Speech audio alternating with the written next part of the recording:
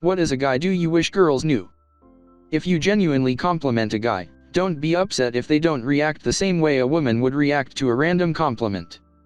Most dudes get them so infrequently that when it does happen, there is a part of them that wonders if it was genuine, or if they are just giving them a polite or pity compliment.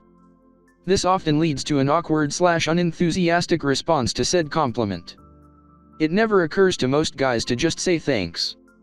A friend of mine constantly told me to stop saying you too after compliments or stop trying to reciprocate it and just say thank you and accept that someone has said something nice about you, and it's something that I've tried to do more. Just take the compliment and understand it's okay to be happy when someone is nice to you. Playing hard to get does not work for a lot of people. It's 2021, I ain't gonna chase no one. She says no, I'm backing all the way up. 100%. I recently found out that someone I asked out a few months ago was really into me, but when I asked them out, they plain rejected me. Then they went crying to one of our mutual friends 2 weeks later that I had backed off and wasn't talking with them more than cordially. They wanted me to pursue them, but I have no time for that. If you say no to me, it means no. Accordingly, it's a cold stop for me and I move on. I don't have time for games, and I am not going to risk my reputation, or your comfort. I will not put myself in a situation where my actions could be misconstrued and lead to you being uncomfortable, so when you draw a line in the sand and say no, it's done. If you're throwing signals at a guy, and he's not catching them, it might not be because he's so dense he doesn't notice them. It might be that he does see them, but his self-esteem is so low his internal dialogue talks him out of believing you are interested in him in a romantic or sexual context. Throwing more obvious signals doesn't overcome that. If knowing his self-esteem is that low isn't enough for you to lose interest, be direct. That doesn't mean ask him if he wants to have coffee or get a drink with you, as either of those leave wiggle room for misinterpretation. Ask him out on a date, specifically say date, so there is no mistaking your intention. The worst thing likely to happen is that he'll say no. Which does sting, but not like spending a month throwing hints he never responds to. I met a very dashing and attractive man at a fancy party one night. Among lots of our chatting, I think I may have started by saying, "You're a very attractive man," or something. I made it pretty clear I was interested in going out sometime. Sadly, it turned out he was married, sad trombone, which he told me right out in a very charming fashion, saying he would certainly have taken me up on it were this not the case. Was all very friendly and casual, and we continued to dance and have fun for the rest of the night. Now we are friends and I go to his comedy shows. The worst thing that can happen is rejection. There was a girl I used to work with who was in IT support, and we kinda talked a lot because my work computer always had printer issues. She was a cool girl and I liked her quite a bit. One time I was going for a McSpicy burger and she got on the elevator the same time as me. She then told me, "Hey, I'm getting a Starbucks, do you want to come with?" And I said, "No thanks, I'm grabbing a McSpicy." And we went different directions.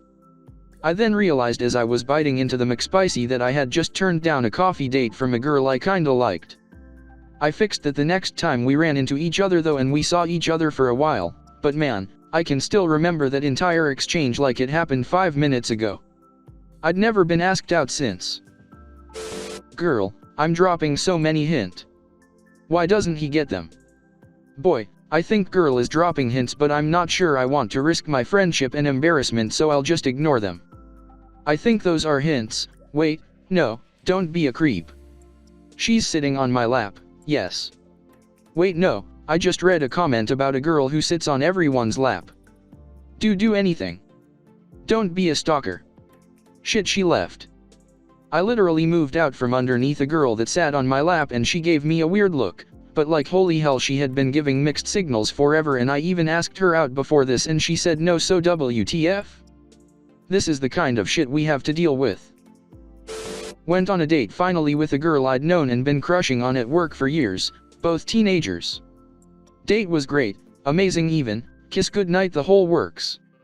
I made a call to her best friend who was also a friend of mine to confirm how well it went, only to find out she'd started officially dating someone else that day. I was crushed. And had to work with her still like 3x a week, and him. It lasted 2 weeks at most. Couple months later we started dating, and now 19 years later we have 2 kids, a dog, cat, and hamster. And still it haunts me to the point a simple Reddit comment was spark back the horror of a memory for me. Time doesn't heal all wounds.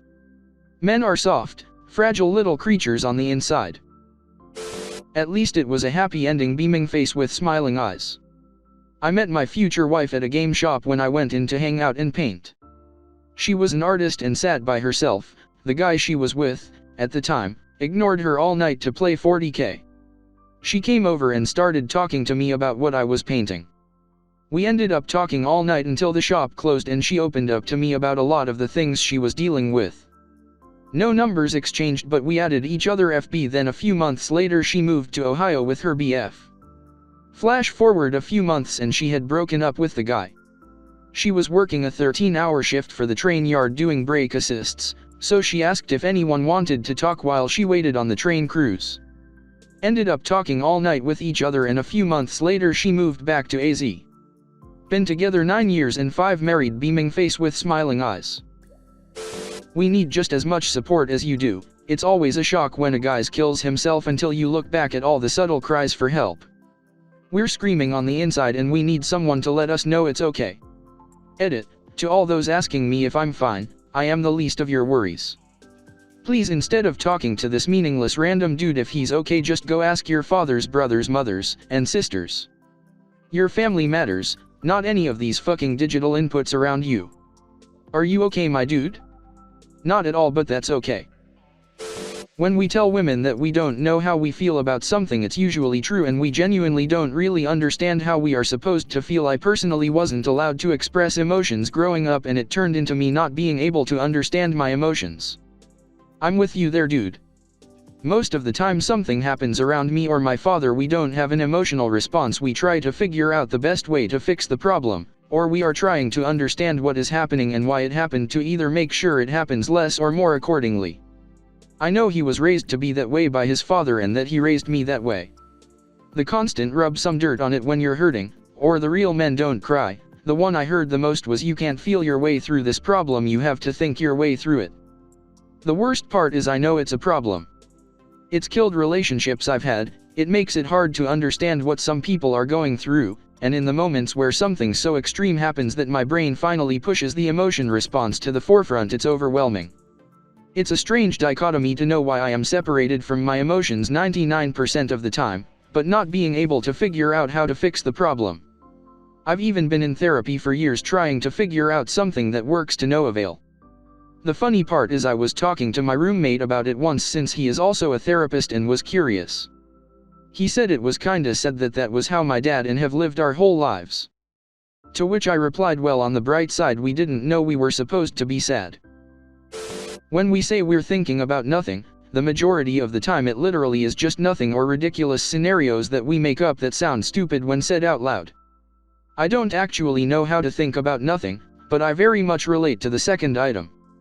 It's not even that it's stupid, it's that by the time conversation has lulled enough for someone to ask, "What ya thinking about?" I'm so many layers deeper that unpacking it would take longer than they'll remain interested. Saying nothing is easier than walking someone through a Burger King sign. Do you think a king would actually eat at Burger King if he got teleported to now?